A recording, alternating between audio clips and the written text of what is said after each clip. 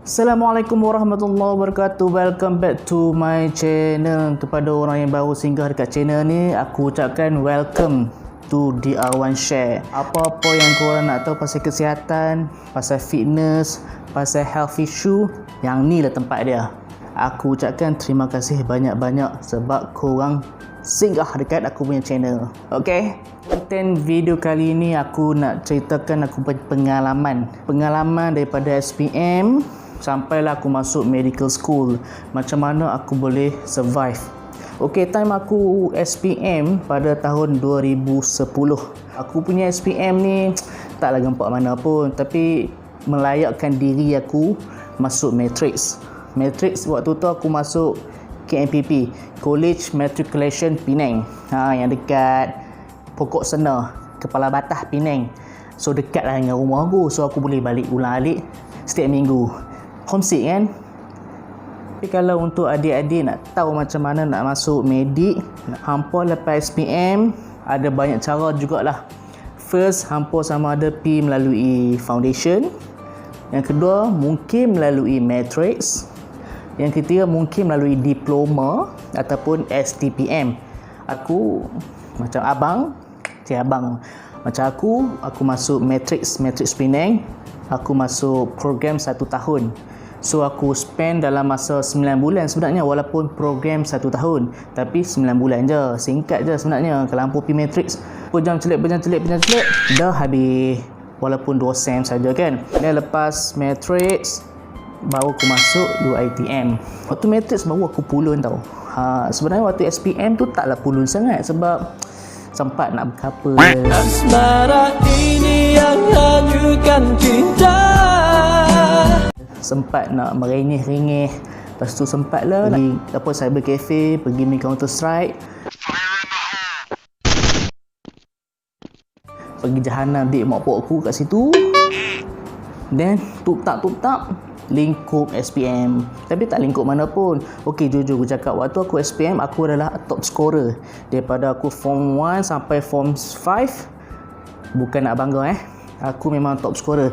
Aku nombor 1. Tapi masalahnya pasal gatal sangat, pergi couple bagai. Lah aku punya SPM tu kantoi. Dapat 5A saja.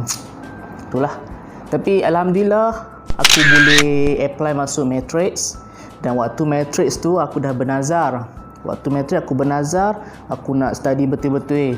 Aku nak perbaiki apa kesilapan yang aku dah buat waktu aku SPM dulu. Aku dah banyak kecewakan hati cikgu-cikgu sekolah aku, hati mak pok aku. So waktu matrix tu, dalam waktu 9 bulan, aku tak bersukan. Aku makan, tidur, study. Makan, tidur, study. Memanglah dapat 4 flat. Straight A. Memang dapat. Ni, perut pun dapat. Yalah, tak keluar jogging, tak keluar beriadah. Lepas tu orang panggil antisocial. Tahu buku. Yang tu je lah. Waktu belajar dekat matrix dengan waktu belajar dekat university sangat berbeza. Waktu kat matrix memang orang spoon feed. Spoon feed maksudnya okey, pergi dekat bilik cikgu ajak Ustaz ni apa? Dia pun sumbat. Suap kita tu nganga lah. Tapi bila masuk university, kita memang orang panggil apa? Independence learner tau orang panggil. Independent learner. Kita tak ada spoon feed lagi lah. Tak pergi kelas ke tak apa. Tapi bila hang exam, jahanam tu So nak survive waktu matrix dengan nak survive waktu medical school berbeza sangat serius. So waktu sekolah rendah, sekolah menengah bolehlah dapat straight A. Waktu matrix bolehlah 4 flat. Masuk medik try.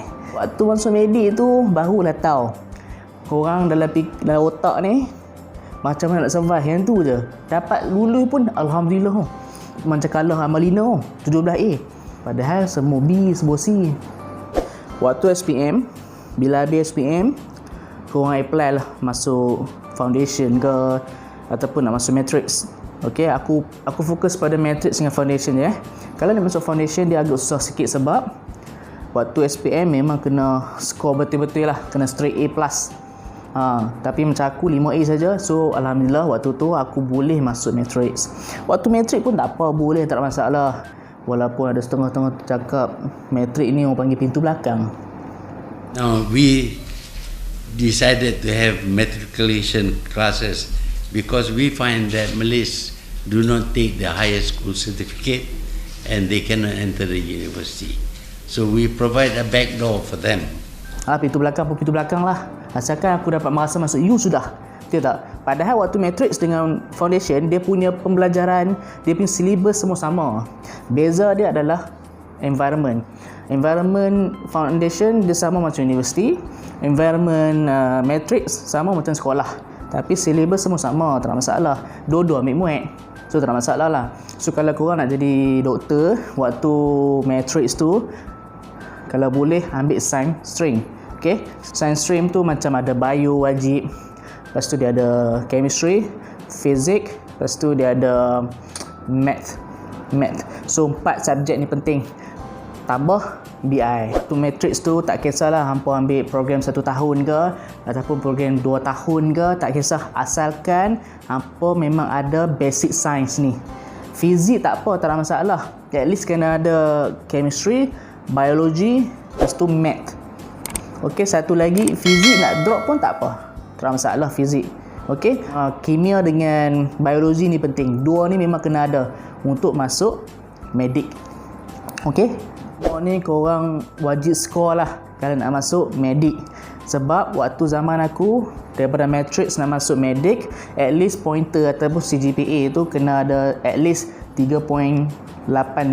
At least kena skor 3.85 ataupun 3.9. Yang aku dengar sekarang ni 3.95 pun susah nak masuk medik tau. Sebab dah ramai budak-budak pandai. Yalah, waktu kecil-kecil minum susu mahal kan, tu yang pandai tu. Itu kalau matrix. Kalau foundation, at least korang kena score 4 flat.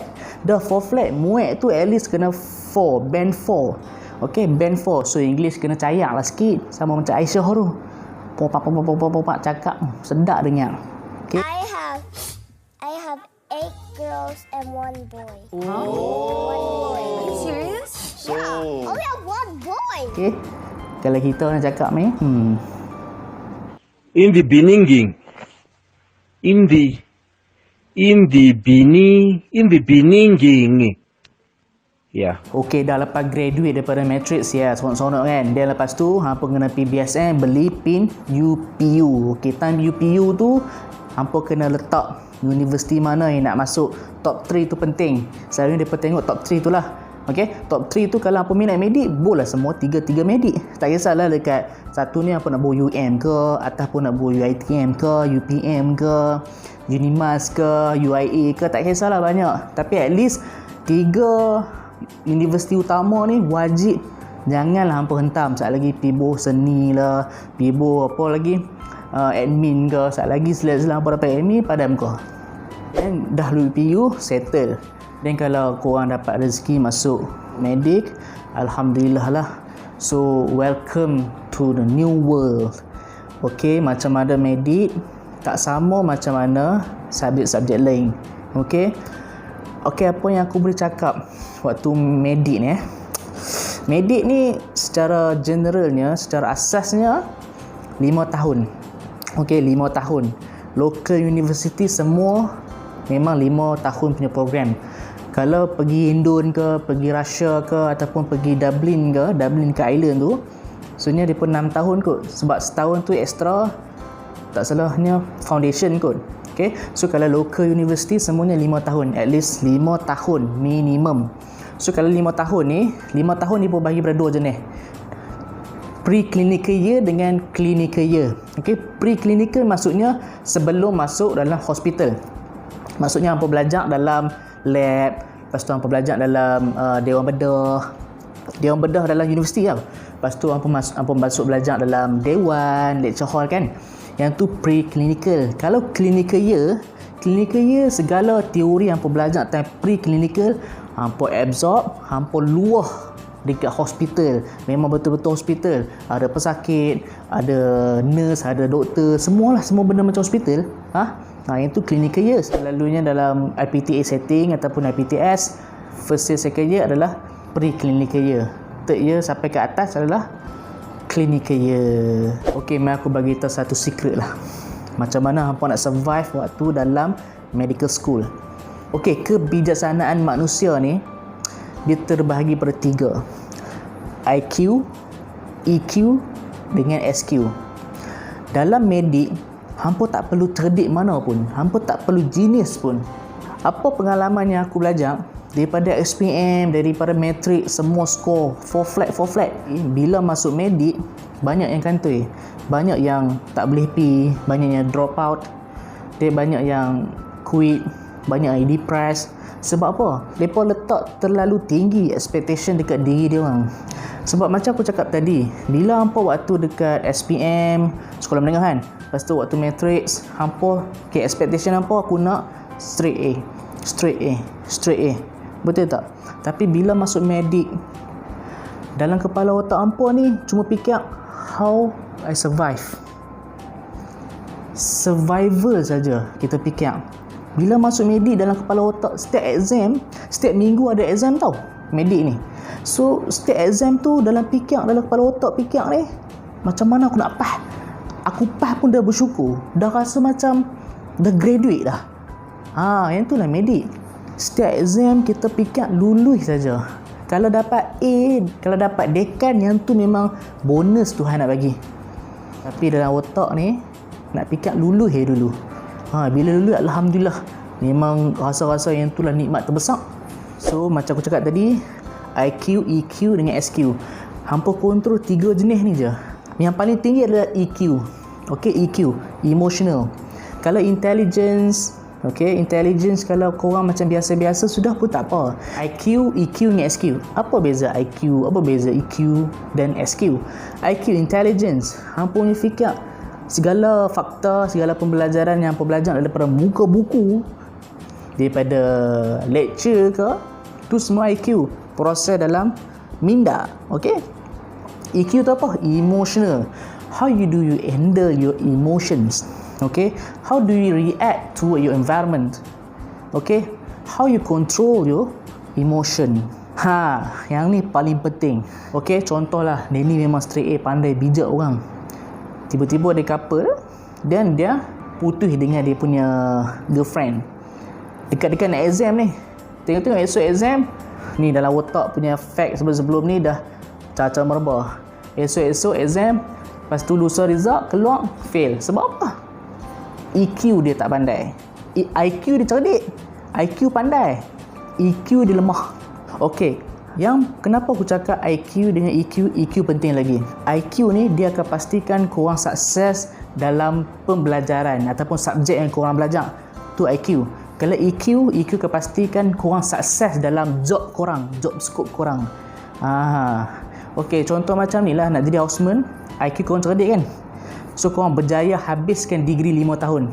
Tapi bila masuk houseman, emotional korang jahanam.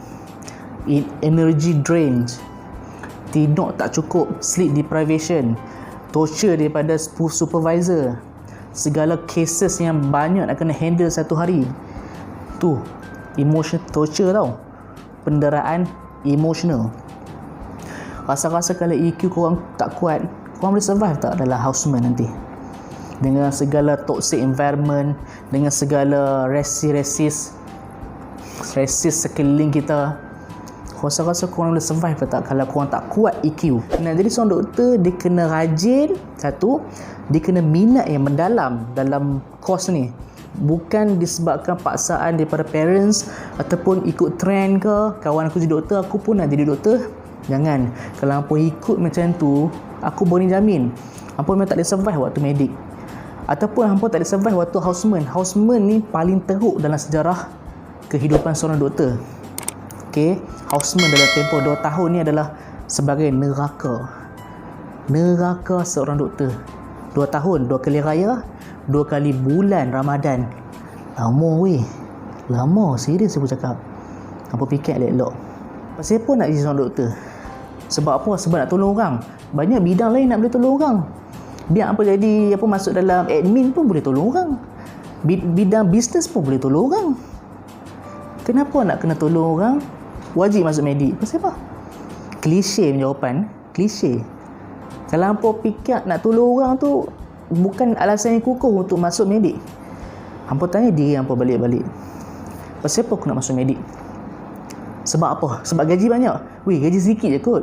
Hampa masuk houseman, gaji yang basic hampa tu cuma RM2,945 saja. Itu gaji pokok lah. Allowance lagi tu total RM4,000 lebih. Tapi RM4,000 lebih memang banyak kan? Banyak kan? 2 kali gaji boleh belilah iPhone. Banyak betul tak? Tapi hampa fikir, hampa kena kerja satu hari tu kadang-kadang 13 jam, 14 jam, 16 jam satu hari. Keluar kerja pukul 5 ke 6 pagi. Balik pukul apa? Dalam jadual memang 5.30 petang. Tapi bukan 5.30 petang pun hampa boleh balik. Hampa kena settle kes baru lah, kena club kes baru, present, kena pass over kes. Selip-selip pukul 10 malam baru balik. Sebab tu aku cakap nak jadi doktor tak perlu cerdik, tak perlu bijak. Hampa kena rajin dan hampa kena minat sudah. 2 ni je aku cakap. 2 ni saja. Kalau hampa ada 2 ni, insya-Allah hampa boleh survive dalam medik. Dalam medical school ke, dalam houseman ke, insya-Allah hampa boleh survive. So by now rasanya adik dah tahu kan macam mana sekolah perubatan tu kan. Lepas tu daripada pre-clinical nak masuk clinical years, antara tu ada exam. Lepas tu daripada clinical years nak habis nak grad kena ada exam. So rasanya adik dah dapat rough idea lah kan. So abang harap membantulah sedikit sebanyak video kali ni. So kalau ada apa-apa just tanya je dekat bawah. InsyaAllah abang boleh explain sikit-sikit kalau apa yang tak faham. Okay, bagi tahu je dekat komen bawah tu. So apa-apa terima kasih banyak-banyak sebab sudi tonton video untuk hari ni. Kalau rasa bermanfaat, kalau rasa benda ni membantu untuk kawan-kawan adik-adik yang jadi seorang doktor, share video ni dekat diorang. Sebarkan, share dekat Facebook ke, dekat IG ke, dekat mana-mana tak kisahlah. Okey, setakat tu je lah kita punya konten untuk kali ni. Harap-harap ada jugalah manfaat untuk korang yang tonton ni. Okey, walaupun korang tak masuk doktor ataupun tak apalah, asalkan bermanfaat juga. Okey, terima kasih banyak-banyak.